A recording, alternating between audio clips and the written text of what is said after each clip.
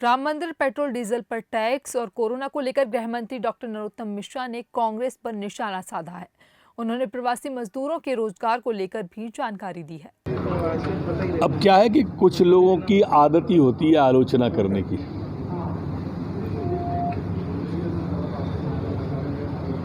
और इसलिए वो जब बोलते हैं उल्टा ही बोलते हैं, अच्छे में भी बुराई ढूंढते हैं। वो कबीरदास ने कहा है ना कि कबीरदास की उल्टी बानी, बरसे कम्बल भीगे पानी। कमोबेश यही स्थिति है, पर आलोचना में ही सही। उनने कम से कम राम का नाम तो लिया।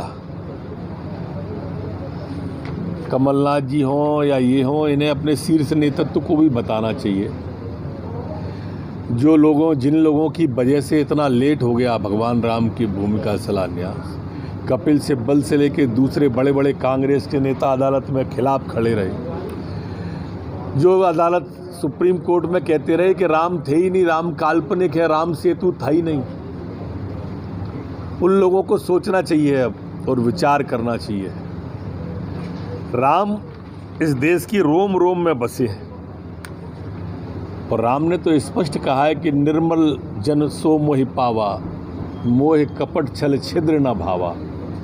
इसलिए कपट छल छोड़ के, उम्र भी हो गई है, उम्र के इस उतार पर, ढलान पर निर्मल मन से राम का आराधना करें, उद्धार होगा। किल कोरोना पार्ट 2 है, जिसका नारा मुख्यमंत्री ने दिया है, संकल्प की कैन जोड़ो और कोरोना से नाता तोड़ो। ये पार्ट 2 प्रारंभ हुआ है। इसमें 14 दिन का प्रतिबंध सभी मंत्रियों पर, सभी सांसदों पर, सभी विधायकों पर है। कोई भी सार्वजनिक कार्यक्रम नहीं करेगा। किसी भी राजनीतिक दल की, भाजपा, कांग्रेस, सपा, बसपा, माकपा, भाकपा, जितने भी लोग हैं, कोई भी राजनीतिक दल अपनी रैली नहीं कर सकेगा, सभा नहीं कर सकेगा, प्रदर्शन नहीं कर सकेगा 14 तारीख तक। आज से प्रारंभ हुआ है ये किल कोरोना पार्ट 2, 1 तारीख से 14 तक चलेगा। माननीय मुख्यमंत्री जी ने स्पष्ट रूप से कहा है कि माननीय सांसद, विधायक, माननीय मंत्रीगण अपने विधानसभा क्षेत्र में स्वास्थ्य के उपकरण खरीदें जिनसे कोरोना का लाभ हो सके। जो राशि है वो दें।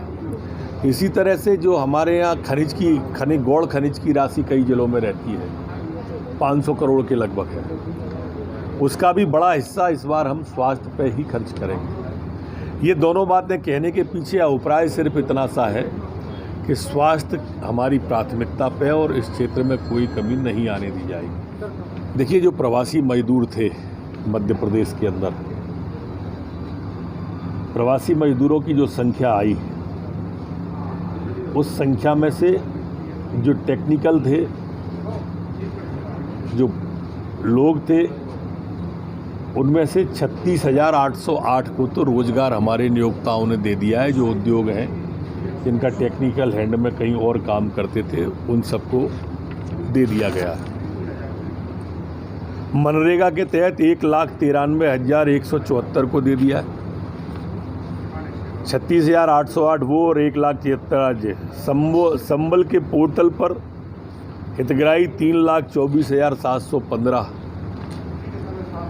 इसी तरह से जो स्किल मैपिंग हमने कराई थी,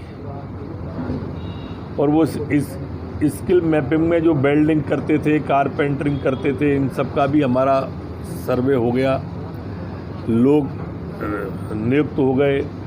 और जो हमारे BOCW के पोर्टल पे पात्र हितग्राही हैं, उनको काम देना भी चालू कर दिया। खाद्यान्न वितरण का भी आप सबको पहले बताया था कि अभी तक 7,20,678 वो मजदूर जो स्किल मैपिंग में आए थे और 5 लाख उनके परिवार के, इन सबको ऐसे कुल 13,10,186 लोगों को, प्रवासियों को खाद्यान्न वितरण का काम लगातार और नियमित रूप से मध्य प्रदेश के अंदर जारी है। इसलिए जो ये आरोप लगाते हैं वो काल्पनिक है। आरोप पेट्रोल डीजल। कमलनाथ जी को तो ये कहने का अधिकार ही नहीं है, राजधानी भोपाल के वन विहार नेशनल क्योंकि पार्क वो में कमलनाथ पर्यटक तितली पार्क भी देख सकेंगे। जिसने 24 प्रजातियों के रंग अपने बिरंगी घोषणा तितलियों पत्र से में भरे आदरणीय इस पार्क कमलनाथ जी ने 5 अगस्त से आम कहा जनों कि के हम लिए 5 खोला रुपया जाएगा। डीजल पे साथ ही पेट्रोल पे पर्यटकों कम के करेंगे। घूमने के लिए इस और पार्क हुआ में क्या? ई-रिक्शा हुआ की भी उल्टा। व्यवस्था की गई है। उन्होंने पेट्रोल पे भी पैसे बढ़ाए और डीजल पे भी पैसे ये बढ़ाए। तितली पार्क प्राकृतिक शीशे के रूप से घरों में खुला रहने क्षेत्र वाले है, अगर जहाँ दूसरों पे तितलियों पत्थर को फेंकेंगे तो आकर्षित कैसे करने काम के लिए चलेगा? पोस्ट प्लांट्स एवं नेशनल प्लांट्स लगाए गए हैं। पार्क की खासियत ये है कि कबाड़ के सामान को यहाँ ब्लू टाइगर, ग्रीन टाइगर